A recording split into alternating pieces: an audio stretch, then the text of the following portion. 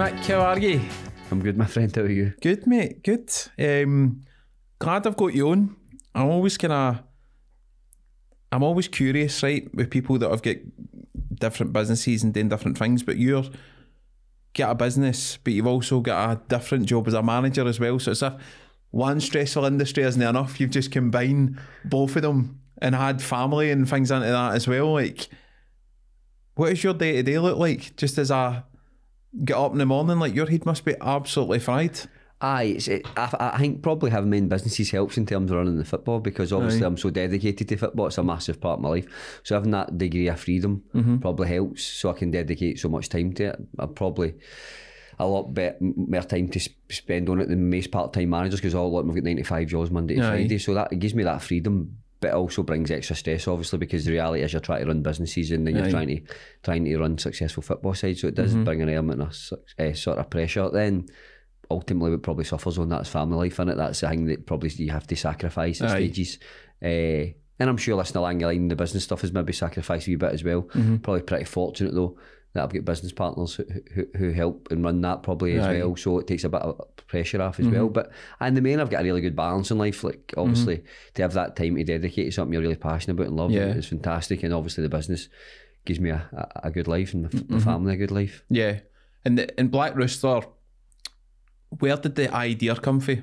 Because you've got a lot of people that will come up with different things, and obviously the fast food industry is massively competitive as well, but for you, where did the concept originally kind of come? We actually tried to buy a Pepe's, which is funny enough, which is our main competitor when you think about it. So my business partner Kevin, who at the point he had a cafe, and Kevin owned a paint and decorating business, and we used to go to Pepe's in Great Western Road at the West End when it sort of just opened. And then Kevin says, listen, why don't we try and buy one of these? And we tried to buy one, and at that point there was only one in Scotland, and it was that one, and the guy had owned the rights for Glasgow. There was 4 going in Glasgow at that point. And because of both of us for the East End, we wanted to open somewhere up where we sort of obviously knew people.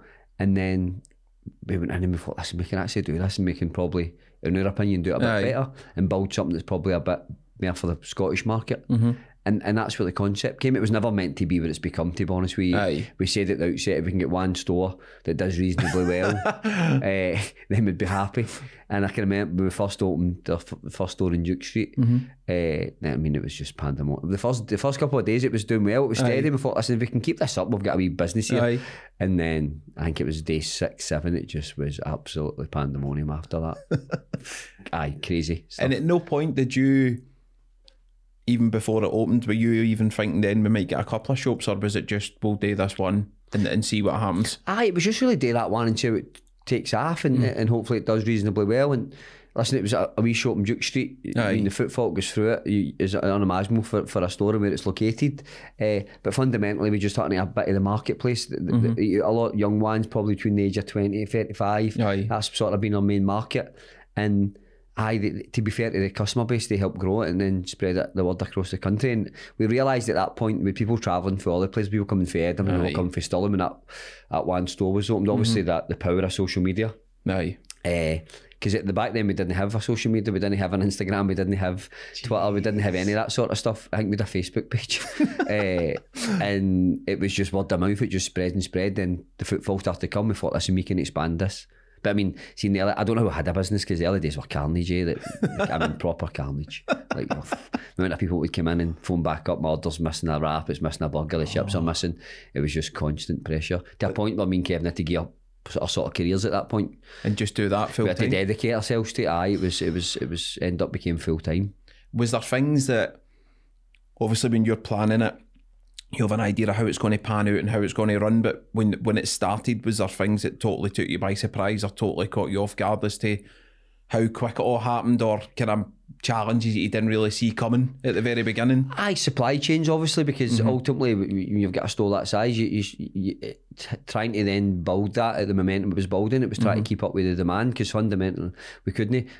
Our chicken comes from down south, so and you get 2 deliveries a week. So the odd, we would run out of chicken, and then we would run about Glasgow trying to buy chicken, and then we'd be marinating it ourselves, and just those early days were really, really difficult. But that was due to the success of the business. But trying to find solutions to that to ensure that you keep the customer base. So that's where the sort of pressure comes. But it was proper full on for about 3-4 months. I mean, proper full on. Jeez. Did that put you off at any point, or were you just all in then? No, I think what it done at that point was we made the decision that if we were going to grow it, then we had to make sure we had proper structures in place. I think we realised at that point that to grow a proper brand, it was never ever going to be successful if we didn't put the right structures in place. And again, it was never meant to become a franchise model. We looked at it and thought, well, 4 or 5, 6 stores, we'll keep it ourselves. We can manage that between myself and Kevin. But then the reality is the demand was there. And when we got to 6 stores ourselves, we thought, listen, that brought us in problems, and we thought we don't really want to go down that model of having 6, 7, 8, 9 our own stores. So we made a decision at that point where we would franchise the model. We went for 6 and we sold 4 and sold 3 and pulled back to just having 3. We're back up to 5 now. But that was the decision at that point. And then again, trying to then franchise it brings its own complexities and challenges as well. And that's what I was going to ask you, is that as difficult as just branching out and opening your own? Is it more of a challenge to do that, or is there more difficulties coming with franchising it and you're still relying on the brand doing well, and because you obviously carry the name, so even though there's people taking the franchise, still reflects on you?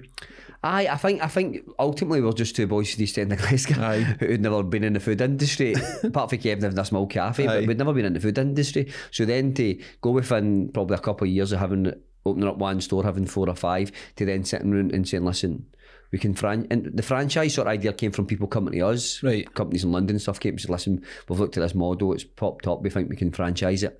And they looked at it, look at everything GPs and all that sort of turnover, profit stuff, and they come back and said, listen, there's definitely a model there. And then it was then about us bringing the right expertise round about us in terms of growing it and developing it. It's hard because you're actually giving somebody responsibility to run something that's you've built from the ground up, so there's that emotional attachment that comes with it. I'm probably a bit better. Like Kevin's really emotionally attached to it. Like he's proper, it's proper his baby. He drives it a lot, to be fair.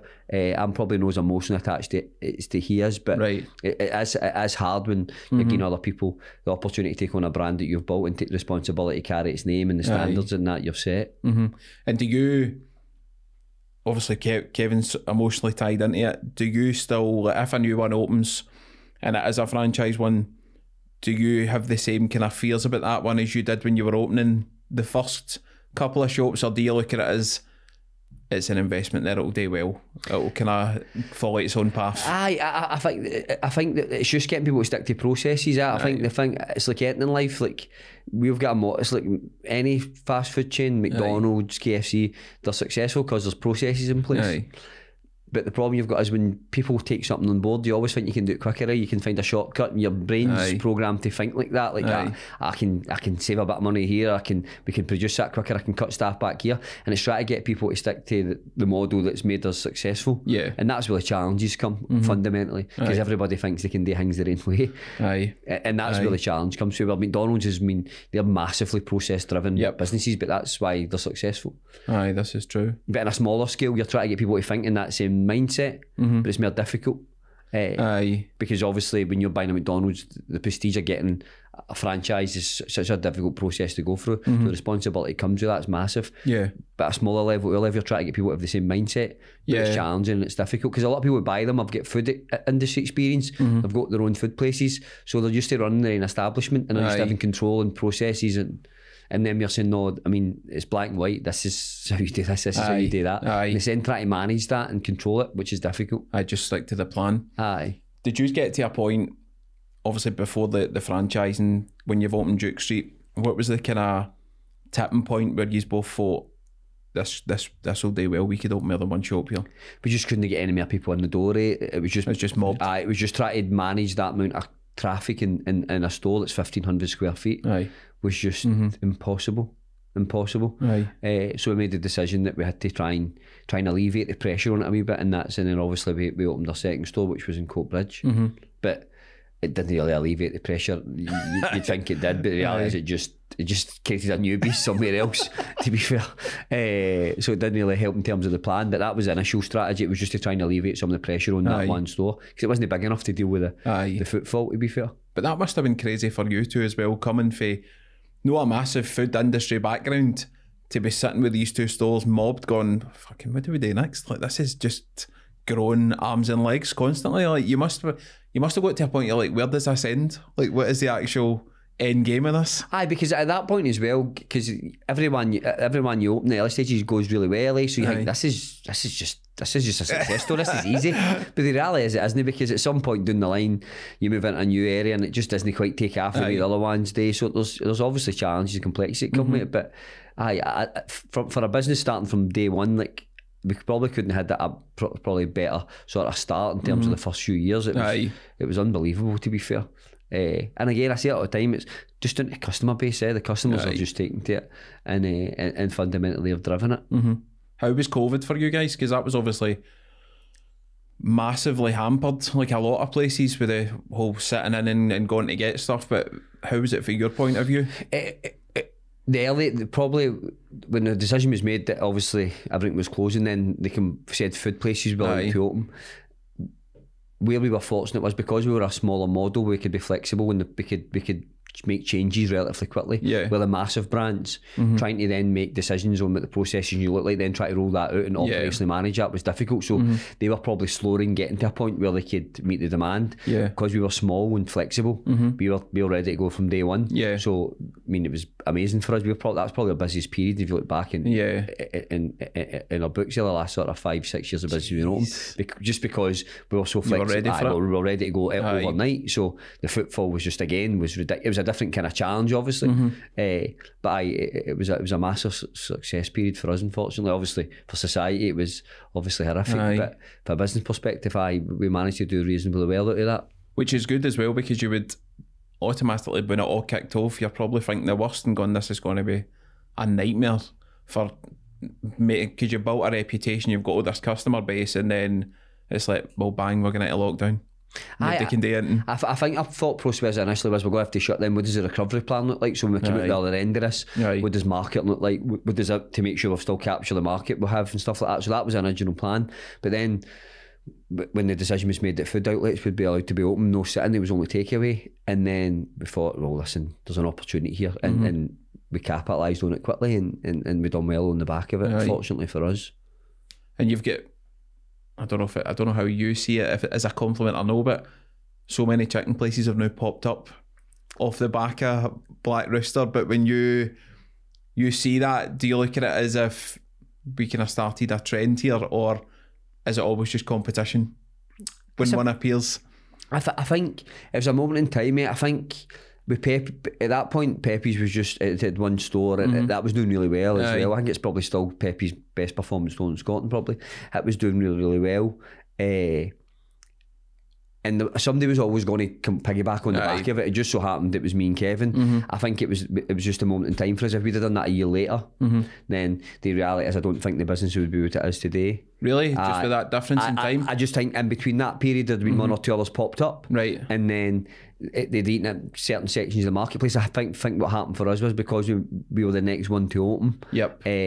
It then meant we captured a significant piece of the marketplace, loyal customer base, and then that allowed us to grow. I think what you find is with these smaller ones is one will pop up and they'll grow no greater than that. That's because both of us probably have a wee bit of strangle in the marketplace with, obviously, which is the main competitor, which is obviously Nando's, which is a different model. But so it was just at the right moment in time. Luck, to be fair, obviously, because it was never planned like that.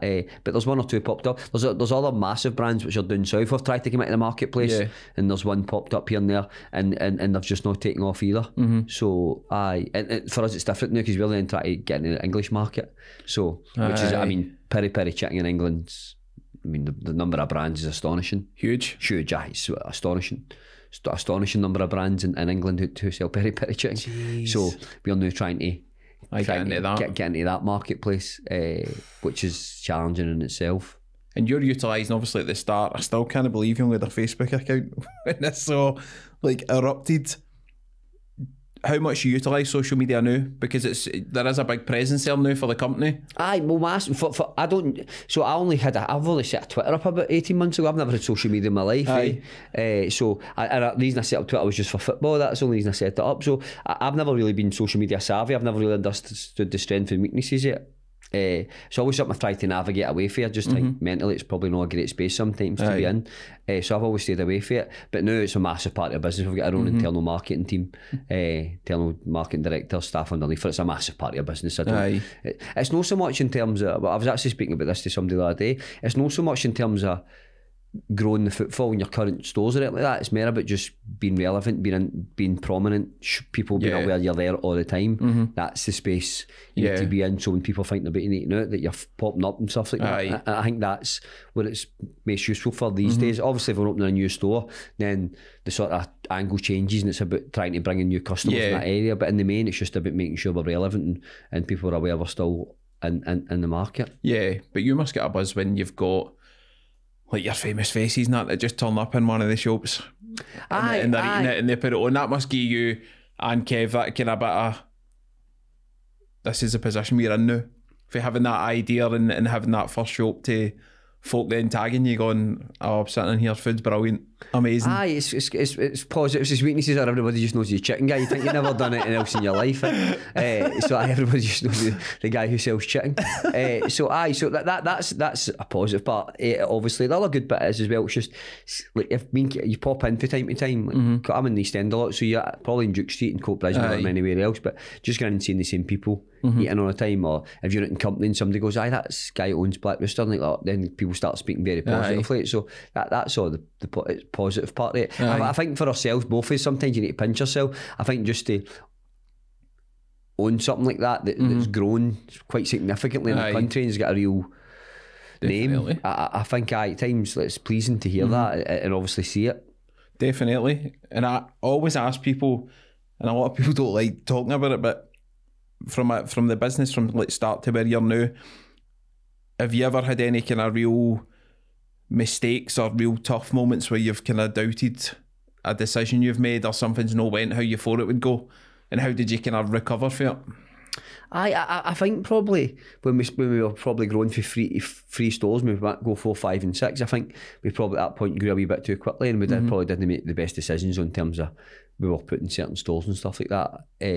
And I think we spread ourselves too thinly. Right. And I think at that point we realised that if we were going to have a model going forward, that couldn't work. So we made the decision early on to obviously sell a couple of stores and let other people take them on and run them, and to be fair, they're still running just now very successfully. And that's hard as well, because they're doing well, but you need to accept it in the long term that that's going to become an issue and it's going to suffer at some point. So that was probably our biggest mistake, probably try to grow too many stores too early ourselves. I think when we made the decision to franchise it, it was definitely the right decision to make. Because hospitality sector, it's so difficult, such a difficult marketplace, because it changes, evolves all the time, and you've always got new people coming into the marketplace, new choices, and obviously the bigger brands are so, like in any sort of sector, they're so flexible, so diverse, they're always changing the market all the time, and you're trying to keep up with them to make sure that you're relevant as well. So it's a very challenging marketplace to be in, and also have sustainability in it as well. It's difficult. Businesses start up and they come and go within the first year,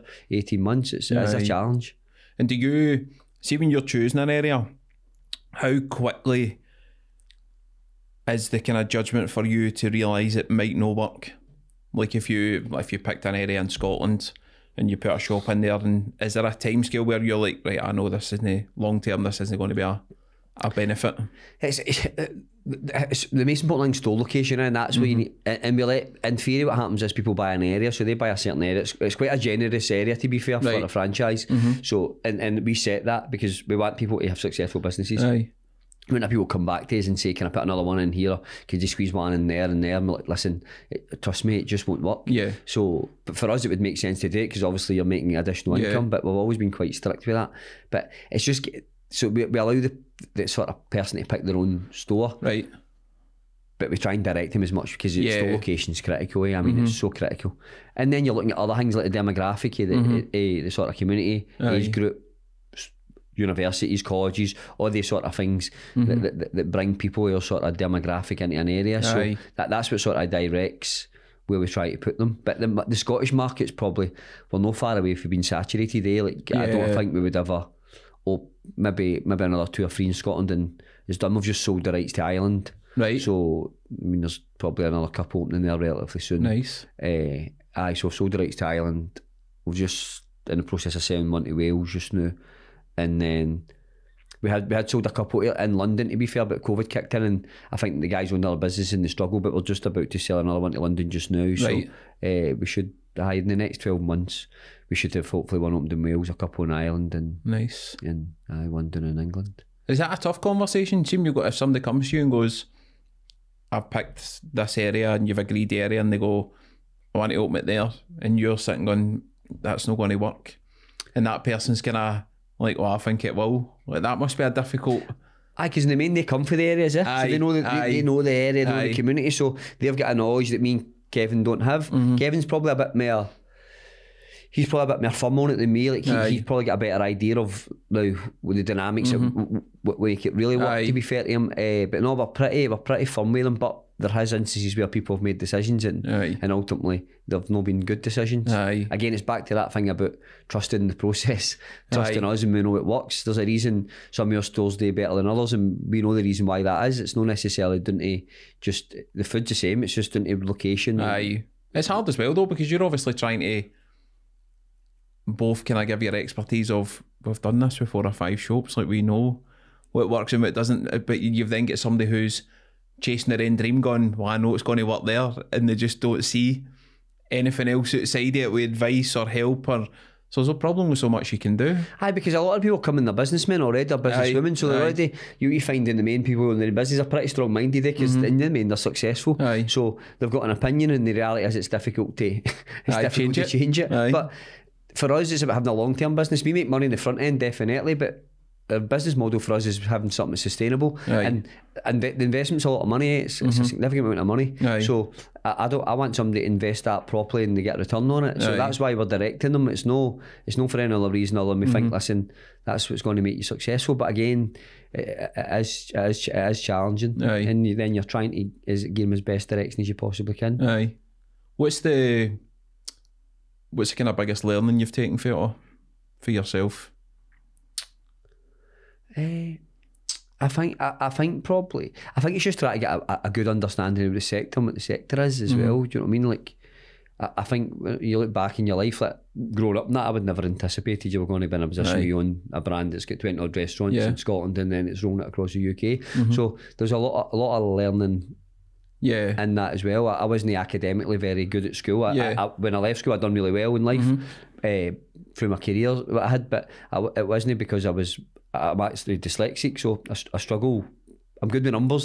Struggle with writing and stuff like that. So I wasn't that. My biggest learning has probably been just the business side of it, because that wasn't necessarily you wouldn't have said that would be one of my strengths in life. So it was sort of re-educating yourself a wee bit as well, trying to learn something new at a later stage in your life. Total different sector, the complexities of it, and then obviously you're dealing with different people lawyers who work in that industry, surveyors, architects. There's loads of complexities that you find yourself in an environment you need to learn very, very quickly. Or the reality is you won't survive because it's cutthroat.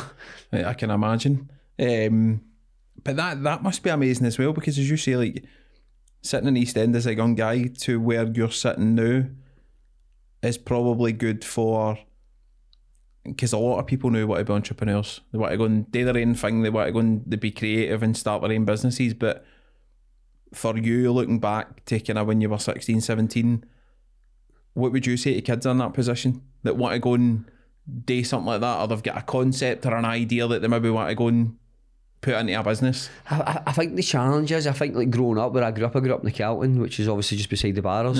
So I grew up there. I think when you're growing up back in a community like that, at times fundamentally you're just trying to survive. Like, we didn't have much, didn't feel like that at the time. It's not until you look back you realise how little you actually had. But that was probably respect to my mum and dad to make sure that you felt as if you were never short end. But the reality is, when I look back in life now, you realise that my mum and dad must have massively struggled.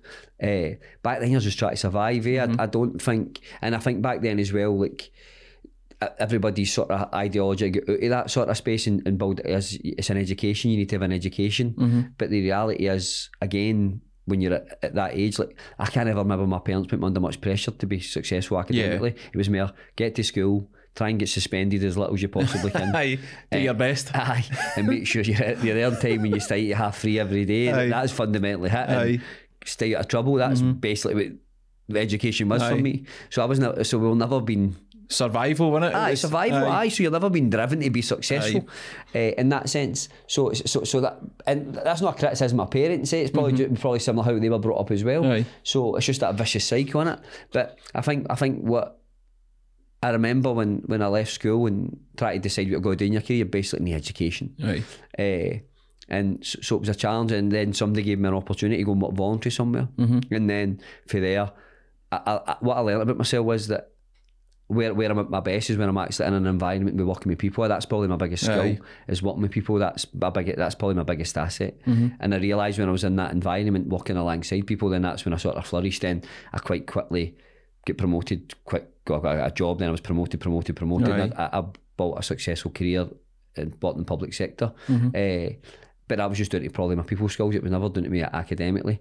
So, but what I would say to people at that age is, like, I think if you don't do well at school, then the reality is there's still opportunities in life. Do you know what I mean? I think it's just honing in on what your skills are. Sometimes I think, but going through school is obviously a really challenging time as well, when you get into that standard grades and hires, and if you're not successful, then there's that fear of what you got to do in your life. Massive pressure on it as well. Aye, but there's many avenues into careers out with education, and it's just about having that real drive and ambition. And ultimately, I think when I look back in life as well, where I've always done well is there's always been somebody who's given me an opportunity, or somebody who's had a bit of belief in me. And I think everybody sort of needs that in moments in your life. And I think if you're a young person and you're not going to do well educationally, and you go to somebody with some kind of idea or what you want to be, then it's just trying to find somebody who believes in you and helps you sort of steer you through that path. But it's challenging, particularly young people coming for the East End of Glasgow and housing schemes and stuff like that. Is a real challenge. No, I totally agree with you, mate. What about you were talking there about like people giving you chances and things. What's the best bit of advice you've had? I think it's that thing about just believing yourself. I think that's a thing that probably, well, it's Scottish people in general, but certainly loads. I think young guys and young girls as well, growing up in Glasgow, and that it is a tough place to grow up. Certainly if you're growing up in housing schemes. There's no escape for anything, is it? There's no, and having belief in yourself is actually a challenge in itself, fundamentally. And having the confidence to believe in yourself, because you're so aware of putting yourself out there. I think that's maybe helped in terms of social media now, because that's so prevalent, and I think obviously young people, they use that as a mechanism to put themselves out in the world. But I think it's just having belief in yourself, and I think that's always something, and I think that's how I've done well in football, to be fair. Like, I think that's always been one of the things I've always tried to create an environment where people actually feel they're believed in, they're trusted, and they're in an environment where they feel safe and secure. And I think when you're in that environment, then I think it's easier to try and achieve anything in life, whether that's your dreams, your aspirations, or just trying to survive or be successful. Do you still get bits of self-doubt like now, even after what you've achieved and what you're working towards? No, I wouldn't say I've got self-doubt, and that's not in the sense to believe that I think everything I touch is going to be gold. I don't think that either. I just try and be grateful, really, and thankful for what I've got every day. I think anybody who's run about would tell you I have a very positive mindset, and that the reason I've got that's because I challenge myself to have that every single. That's a fight in itself every day to keep yourself in a positive line, innit? So that's probably, I try and always keep myself really positive, that I'm blessed and I've got a good life, and it probably with even the successful stuff in terms of having the business and the football and stuff like that, just in terms of the people I surround myself as well. I think that's probably every day I feel more blessed about that than anything else I've got in my life, to be honest with you. Not a bad thing at all. And if we've covered all that, right, as if that's not enough to be doing with your time, you've got East Kilbride job as well. How do you balance? Like, how do you actually balance the both of them? It's difficult. I think it is difficult. As I said at the outset, I think having my own businesses gives me the freedom to do it. Like, football is a massive part of my life. I think in the sense of where it's different for me, as I say this to the boys all the time, like when I played football, I played amateur football. So it was about playing with your mates, paid a tenner every Saturday. And and we're very successful. Like probably that 10-year period I played, probably were the most successful amateur sides in that period. Done really, really well. When amateur football was a really good level at that time. But every club I played for, everywhere I went, I made it, the decision of me being there was based on me just wanting to be happy. Right. So where football players, the boys who earn money in it, the reality is a lot of them find themselves in environments where they're not particularly happy, but fundamentally you need to make the Kenton. There'll be hundreds of people out there, thousands, millions who are in jobs just now, Monday to Friday, who don't particularly enjoy their job, but you've got to pay a mortgage and look after your family. And it's the same for the boys who are playing football, particularly part-time football in this country, and in some instances full-time as well, because it's not a lot of money, where they find themselves in environments where they don't particularly enjoy being in it. So I think for me, like, the reason I do it is because I love doing it. I don't take a wage for it. I don't take any pay. I didn't take any pay for Darvel. I don't take any pay for East Kilbride. So I just do that fundamentally because I love being in football. And it's a massive part of my life. I think what it does again is that I think as you get older, your social circle when you're younger, you've got mates and you're socialising all together, never apart at weekends. But as you get older, life takes you, work, family takes you, your social circle doesn't necessarily get smaller, but the interaction with them becomes less and less. But football is for me, as it keeps that circle interaction with my family constant, and it gives me an opportunity to bring different people into my life all the time who are good people, who I enjoy working with, who I want to be part of something alongside myself. And that's what I love. Out with the success, out with the sort of try to be successful, that's probably the most important bit of it. That's what I get the biggest enjoyment out. I think the boys hear me harp on about it because they're probably fed up hearing about it, if I'm being honest with you. But I say that to them all the time, like, you're in a moment where you're surrounded with 20, 25 really good people for a period of your life. It might be a year, 6 months. It's very limited opportunities you get to do that in life. So when you're in it, feel blessed and make sure you contribute positively to it. But that's what I love about it, and that's why I do it. Do you ever switch off it? No, never. No, it's 24. It's full time, I'm full time. I think MD is a misfortune of working mates. Will tell you that I'm insanely intense about it. I think even down to like staff or committees and stuff like that. I think when I decide I'm going to, like when I went to Darvel, I think they were astounded by the amount of time I put in it. The problem is the issue that is you demand that because you're trying to grow and develop something, you're demanding that of everybody else. But that must be hard as well when you're, as much as it's part-time, it's not really part-time for you, like you're there all the time, but the players are only there part-time, so it must be hard when your mind's on it constantly, but you've got boys that have come in off a shift or they're working and their mind's on paying a bill or doing something, but how do you keep that relationship? Again, it's intense. I think they'll tell you I'm pretty intense in the sense of like, what I try and say all the time is like when they're in that environment, and fundamentally not just in terms of working with myself and science staff and that, but more important because of the people surrounded by you. I appreciate the fact you're in it, and the longer you can be in this is really down to how you conduct yourself and look after yourself and contribute to it. So the more you eat well and train well away from here and look after yourself in your personal life, then fundamentally the benefit of that is in your football, you'll be part of this longer. And that's what we try and drum into them. But it's a constant challenge. Listen, we're fortunate. We've got really good boys, really good pros, are committed. But I'm on their case constantly. I like constantly, probably to a point where they're fucking fed up listening to me, be fair. But that's fundamentally what you need to try and do, isn't it? And it's hard as well because I think like MD who knows me in football is like I'm properly invested in the players there, so I know, like I speak to them all at least a couple of times out with training every week, so like I'm proper in the lives all the time, so so it's like a relationship as well. It's a relationship, and I take great responsibility in the fact that when we bring them to a football club, then the reality is we've got a responsibility to look after them mentally, physically, and that mentally part isn't just when they're training us 2 nights a week on a Saturday, it is 7 days a week, so that does take up. Now that's what takes up more of my time than it. And to be fair, like, you're constantly speaking to them, how's life, how's friends, how's the wife, how's the kids. So I invest a lot of time in that, and that probably takes up a hell of a lot of time. But the fruits of that and benefit of that is that for me anyway, then it's allowed me to create an environment that's made me successful because the boys buy into it a bit better, I think. Definitely. And obviously you went to East Kilbride this year. You were at Darvel before then, successful at Darvel. How do you look back on your time there?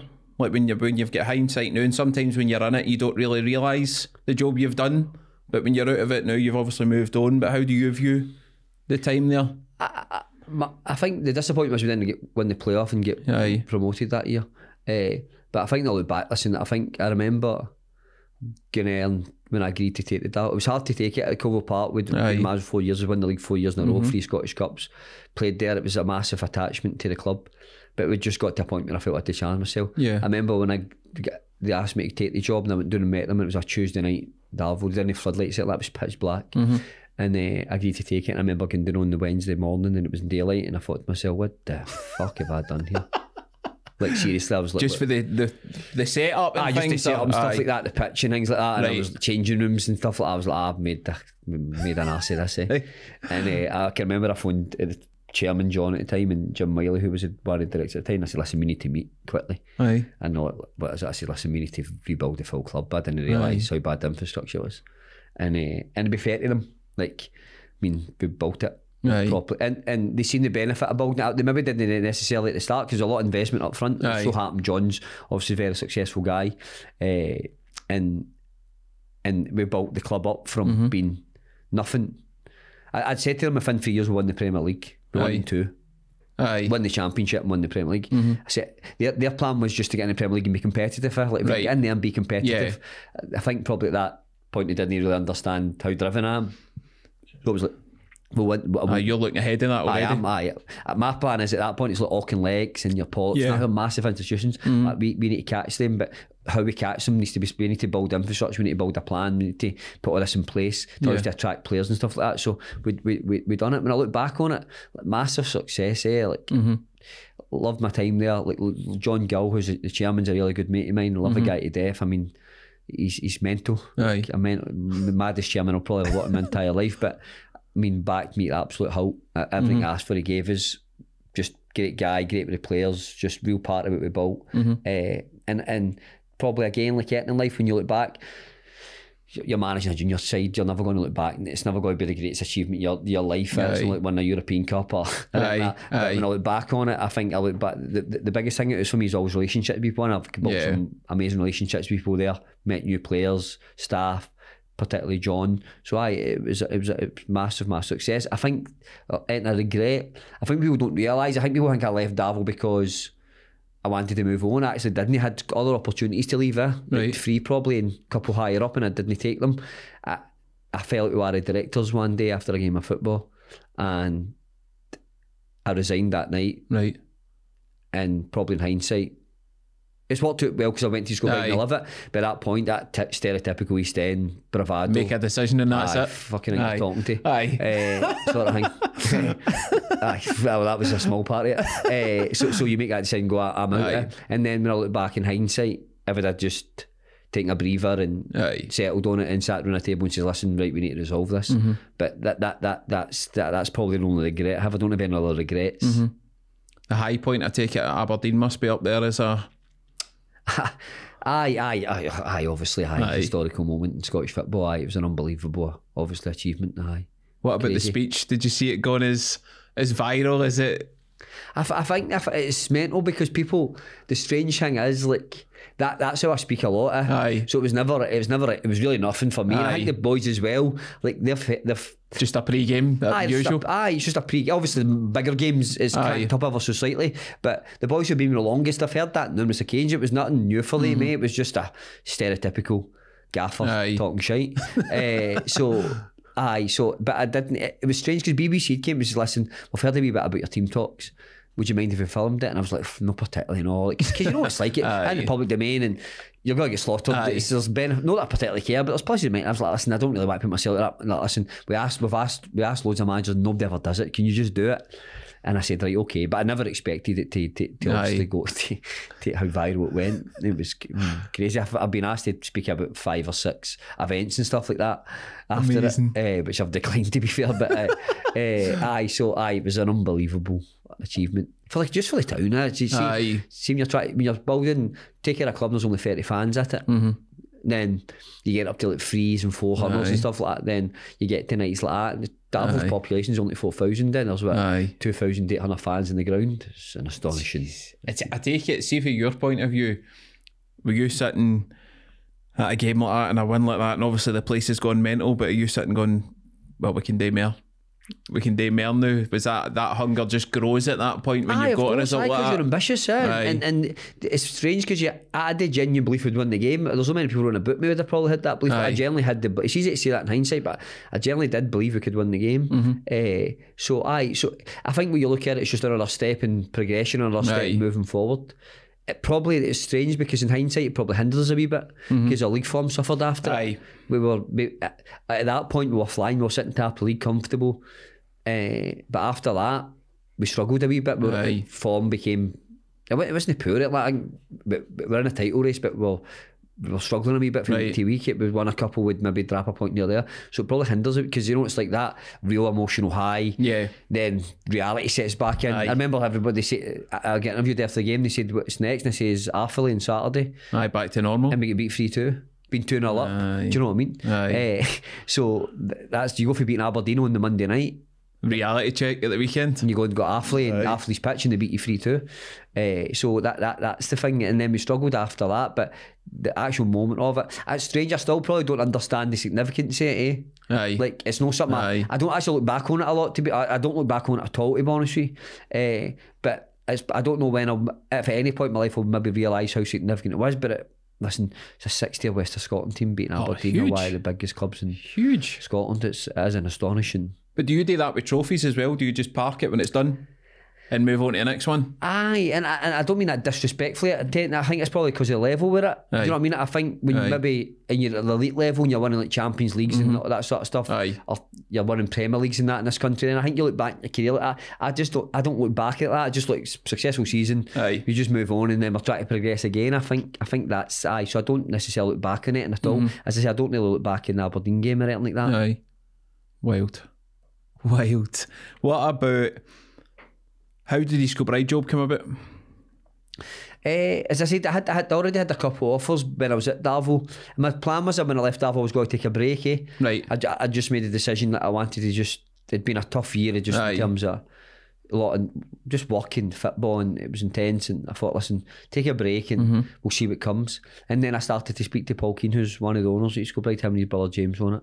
I started to speak to him, and very different challenge. East Kilbride have got fantastic infrastructure, and well-established club already at the league level they're at, but probably had never had the success that the club, I wouldn't say necessarily deserves, because that's not the right word, but probably should probably be competing to the more success at that level with the infrastructure it had and the resources it had. So it was a different sort of challenge. And I speak to Paul and had a conversation, very much like John as well, like brought up a really, it's like, I didn't know Paul particularly well, but you speak to people and they're like, the big man's hard work and stuff like that, it's hard to deal with. I mean, Paul and his brother James are really, really successful businessmen. I mean, like different level success. So, it's like, again, strong minds and that. I don't know if that worked, Mick. But I suppose for you, being a businessman as well, that must help, because although there's different levels, you still appreciate the same stresses that these guys go through, because you're in that as well. And they're very, I think they're known as being quite cutthroat in the last few years. I think managers have came and went and stuff like that, which is fair enough. And so people are like, I don't know if that'll work, man. Paul runs it more than James, but the two of them are very, very strong-minded guys, and you're really strong-minded. I can see that clashing. And we had some early conversations. Me and Si met him a couple of times. I said, listen, this is how we work, this is what we need. And it wasn't necessarily in terms of resources, in terms of like a budget of that. It was just control of the club in terms of a football perspective. And he's like, listen, I'll back you 100%. And same as John, built up a really close relationship with him. Two's got on really, really well. A lot of respect for him and his family, great people. And again, it's the things that drive you a wee bit more to bring them success. And everything we've asked for, he's backed us, and we've got a good relationship with him, and hopefully that we can bring the club the success that they've craved there the last few years and since they built it. And do you feel the same way that you did at Darvel, that you can bring that success? Do you feel confident enough for the players you've got and the setup you've got and the structure that you can do it? I think it's back to that thing we spoke about in terms of belief in yourself. I'm confident, I believe in myself no matter if I'm in any environment I can do that. So listen, there's things you need that make your job easier, obviously. There's resources, whether you like it or not. So but I generally believe we can. I think I've got a real good staff team. Obviously, Si's and alongside us, and then the rest of the guys at Blair and Zander have been a wee bit longer. And the team who are away with Darvel. So no, we've got a really strong team. I think the club's got a really strong board as well, and really strategic, and they've got really well run, and they've got an idea what to do. Again, what we've done is we've managed to increase the fan base. If numbers are going up every other week, I mean, I think it was just under 400 at a game last night, which is significant in comparison to what used to be there. So things it's moving in the right direction. But listen, fundamentally, success has been winning trophies in it. I think you need to win trophies to be successful. But I generally have the belief that we can do that, but not just in my inability, because of the people I'm surrounded by, and the players in that. I think we can have a successful season. What convinced you to get Si involved as well? Because obviously he'd been at Broomhill, you'd been at Darvel. You're on Twitter, you would have seen the controversy surrounding the whole Broomhill thing, and you got it yourself with Darvel as well. There's fucking 6 million opinions on Twitter, and there's folk in the know, folk are telling you X, Y and Z. But what was your logic behind it? What was your thinking? I tried to sign him to come to Darvel. Oh, did you? Peterhead. I tried to get him in. I remember it was in January and he couldn't get out, and we spoke about coming that summer, and then what happened was the Broomhill thing came, and it was an opportunity that he couldn't refuse, obviously personally, but for the brand and stuff like that. And at that point, that was the right decision for Si, and I wish it would have worked out successfully for him, but unfortunately it didn't. But we stayed touch off through that year, and he would phone me up the odd time for my thoughts and a bit of advice and stuff like that. But one thing the two of us have got the absolute same beliefs in football in terms of how it should be played, possession based, ball to the back, and I mean total belief in it, irrespective of where you were or not. And it's hard to find that in people, because people have a belief in something, but the reality is the outcome sometimes determines whether how much belief you have in that. You change it. You change, because the reality is the outcome becomes more important. And the two of us were steadfast, and so every time we would speak, and I'd watch him play, I'd go to games when I'd spare time, he'd come to a few of my games, and I said, listen, when he made the decision he was going to leave Broomhill, he hadn't actually decided he was going to come yet. He was going to take a break himself, and then we met, and he said, listen, let's do something this summer, whatever, we were going to work in some capacity together. And side we were offered a couple of jobs as well, in leagues as well, and at one point I said to him, listen, if you want to take a job, I'll come with you. We just made that decision, we wanted to work together, team, and if I'd have went with Si as his assistant, I'd have happily done that, because we just wanted to work together. And because we're mates as well, we've got good relationships at that point away from football, and it's been amazing. I remember tweeting it at the time, Si got the Broomhill job and Ost kicked off and stuff like that, and I said at the time, I remember I put it and I said, in my opinion, he's one of the best coaches in the whole country, and I mean like the whole country.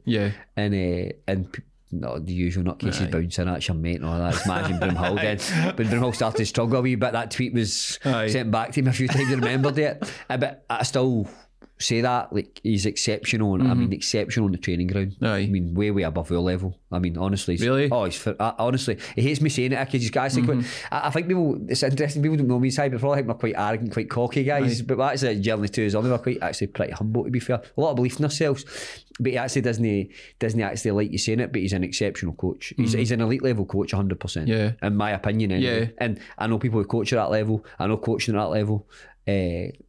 He's exceptional what he does.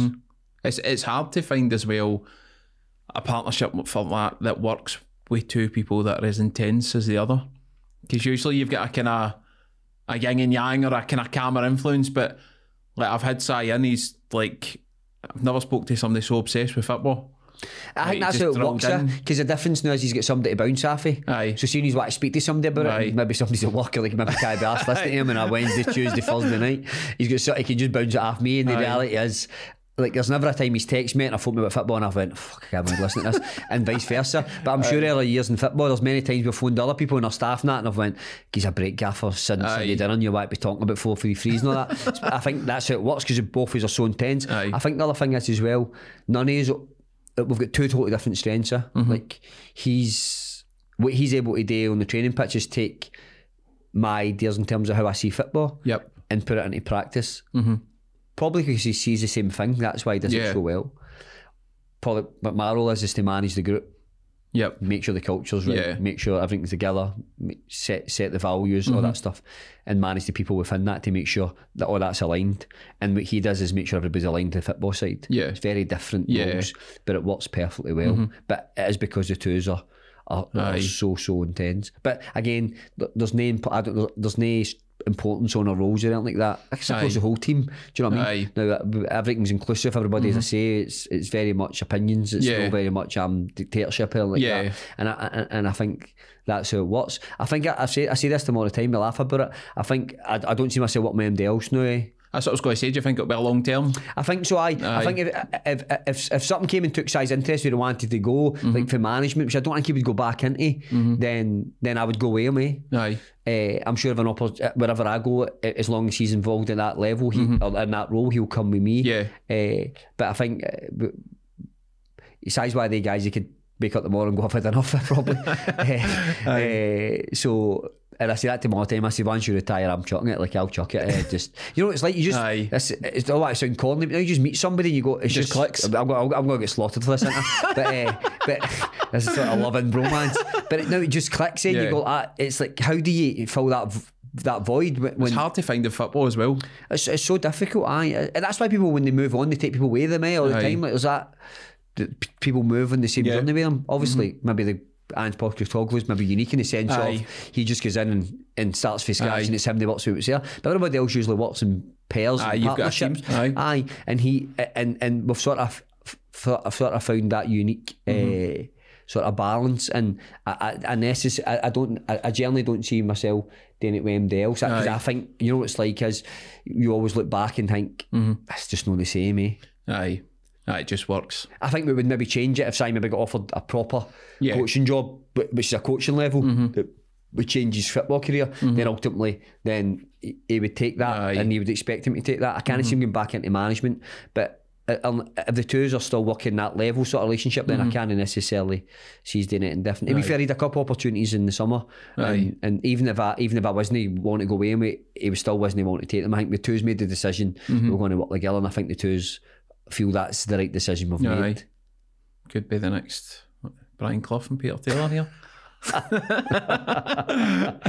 the thing is, the twos bring immense sort of eyes on us as well, because the twos are for different reasons are pretty well known figures now. Do you know what I mean? Well, that's what I was going to ask you. Like, how do you find the whole Twitter world? Because it seems like, and the both of you are probably the same in that sense.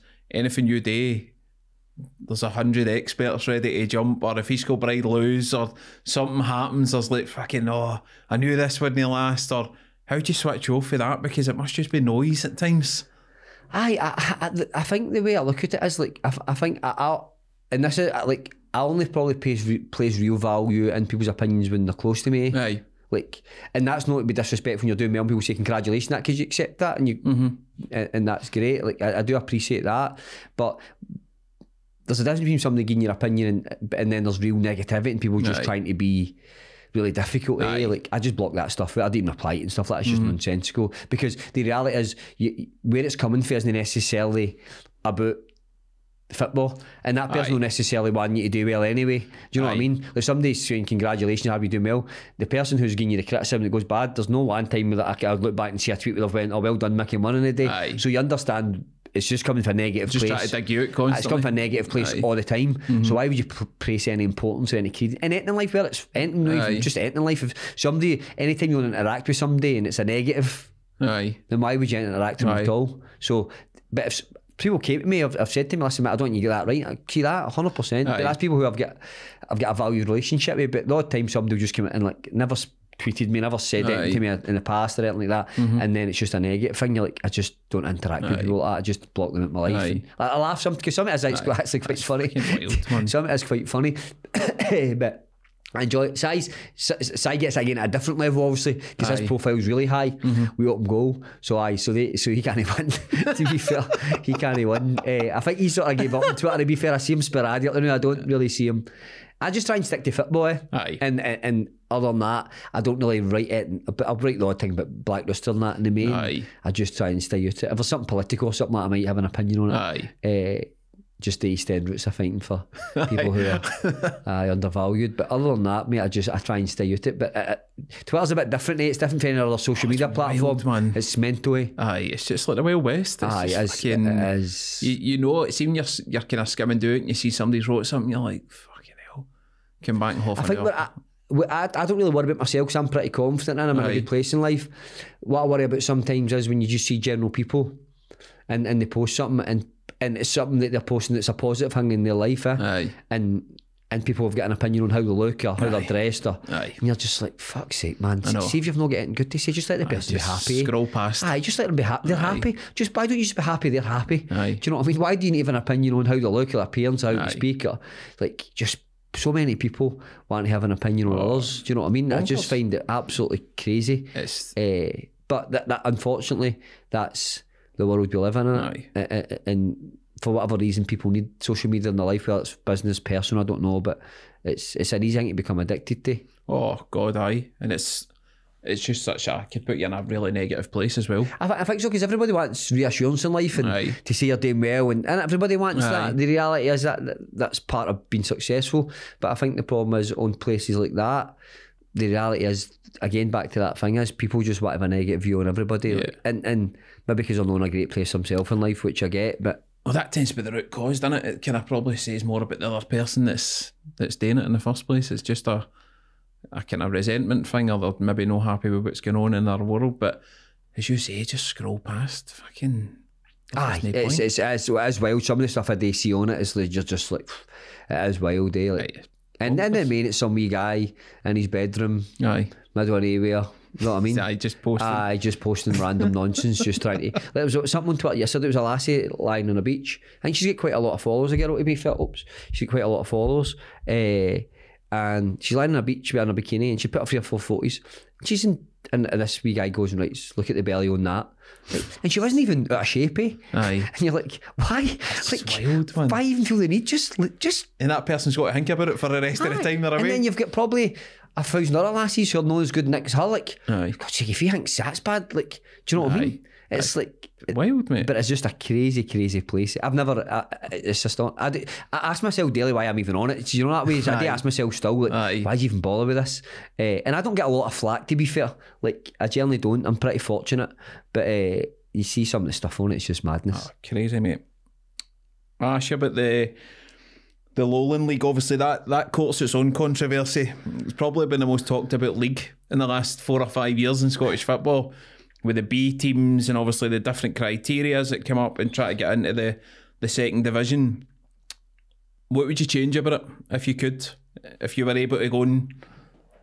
I would take the B teams out of it for start. I think everybody knows my views on that. I've always been very well documented and vocal on that. I would certainly take the B teams out of it. And no simply because of that they don't bring any value, because they probably do a degree, to be fair, and I think they maybe get, is there a positive for them in that as well? There probably is, maybe not the argument they try and put across in terms of player development, because I don't think that argument stands up if they've been in the Lowland League now for 3 years. And the argument always was that there was a bottleneck at that age. They don't get enough first team experience and they need to play in a proper environment, but in 3 years time, if nobody's really come out of that and moved out, if the bottleneck's at that age and you've had 3 years now at that level and not one person still made, there's no conveyor belt, still no one. I would get it if there was the issue between 12 to that age and you go, right, there's years of work to be done here. But if you say, okay, it's when they get to 18 they can't get in the first team because they're not playing, they need to go and play first team somewhere for a cut of year. Well, they've had that for 3 years and nobody's made any significant progress at all. So and that's not to say some of the boys are not good enough, but they just not had that opportunity, so I would take them out. The reality is I would put an automatic promotion and relegation, like all the way through. Listen, obviously you've got that in League 2, 1 in Championship and the Premier League, but from the Lowland League into the League 2, the Highland League into League 2, and also the East and West into the Lowland League. Have I got to change? No, it'll never change. Never change. The problem you've got is the voting structure's basically the clubs voting themselves. And the reality is, when clubs have dropped out of League 2, not one's managed to go back. The only team it looks like are capable of doing it just now is probably the Brecon. They were unlucky last year, got to playoffs, and I think they'll real chance to win the Highland League again this year, and a really good side. I know Andy Cut there and the chairman there and stuff like that as well, good people. So they're the only team that's managed to do that, but they've got a really successful chairman, really ambitious as well. Kevin's backed that massively as well, so that's helped him. But MD Elsh's dropped down. As soon as the prize money goes, they fell into the abyss. They're struggling massively, and I understand why. So I do understand that, but the problem you've got is that it just stifles the competition. It's because clubs just are comfortable, and that's why clubs are getting caught out now. It's been all that years of just been protected, and you become complacent because you know your place is safe. Your income stream's particularly safe. There's no challenge. Nothing's going to change. Nothing's going to change. So why would you change your mindset? You don't need. There's nothing driving you. You don't need to try and increase income. There's no real burning ambition to really take the club forward because you're happy being in League Two. There's obviously a desire to get promoted, but if it doesn't happen, it doesn't happen. Then all of a sudden the trapdoor opens, and it's like, oh, but now then you've got progressive clubs who have been aggressive, who have been forward thinking, who are building infrastructure, building sponsorship, because you're trying to build momentum to get up. Then all of a sudden you meet somewhere. And then they move beyond you, and the reality is you can't catch them. So, and that's what's happened. And I think if you went like that, so even if you went, listen, see in 3 years' time, it's going to become automatic. So you've got 3 years. You can see the change coming. The change is coming. It's not going to be we'll vote in January. You've got 3 years. In 3 years' time, the structure's going to change, and we're going to now move to automatic relegation and promotion into League Two and the leagues below. So you've all got 3 years to get your ducks in a row and get working. And you go, right, okay then. Everybody's got a plan, they know what's happening. But until then, because what happens is the clubs just stick together. League Two clubs stick together, League One's clubs stick together, Championship clubs stick together. They're not voting to send themselves down, are they? Of course they're not. Why would you? So if you're in that bottom half, and see the reality is seeing that league, having a good season and a bad season can happen. The changes happen within 12 months, Like, so it's not as if you're finishing fourth, you're like, it's not going to affect us in 2 year time. It easily could be you, because the margins are so tight. So it is difficult. So why would you vote? Because you could find yourself in that bottom spot in 2 year time, and I don't know what you're losing in income just on prize money. It's maybe 80k, 90k. That's a lot. It's a big gap too. But I'd imagine that the biggest proportion of that will be going to your wage bill. So when you lose that and you drop it to the loan league, it's massive. If you look at Berwick just now, who are a really, really well club, well established, they're going through financial difficulties now because when they first come down, they try to stay at that sort of level, probably expenditure, to try and go back up quickly, and they've no managed to do it because the loan league's it's really, really competitive. But that's I would definitely change that. It won't change though. But there's loads of change needed in this country, unfortunately. But the reality is it just won't come. Crazy. What does the next year look like for you? What's the hopes for both business and football? Business, just keep growing. Black Rooster obviously get some stores open in Ireland, try and get as many open there and success as possibly can. Get a couple in England, obviously get the one open in Wales and just keep growing that. And footballs, try and get East Kilbride promoted. That's really, it has to be the aim and aspiration. And we've started well, so but it's been a challenge as well. So that's really hit. I think the business stuff hopefully will take care of itself. It's in a good place. It's just the football stuff. It's different dynamics, different challenges. But that would be a successful year. Amazing, mate. Thanks very much for coming on. It's good to speak to somebody that's doing two really different things to see how you cope with the kind of dynamic of both. And obviously, I think with it, touch wood, you'll have a successful season. Fingers crossed, then maybe you and Si will step into a big job like Rangers or Celtic. Mate, come at Rangers, mate, we're in fucking dire straits. I know that. Well, that's a challenge in itself, isn't it? Obviously new manager and a lot more optimism. We'll see. I have no optimism. No, I know. That's what happens when years of pain in it, I suppose, in it, and the same vicious cycle. So, listen, 2 jobs, they're the most difficult jobs in the world, unfortunately. It's so challenging, in it, I suppose. That's the dream bit, isn't it? That's the dream for any coach or manager, isn't it? But that pressure, but that's proper pressure, isn't it? I don't think me and Si could cope with it. Full-time psychologist. That's a Netflix documentary. We still got to do East Kilbride full-time now until Rangers, so I think we'll stay with that. Thank you, mate. Appreciate it. Thanks for your time.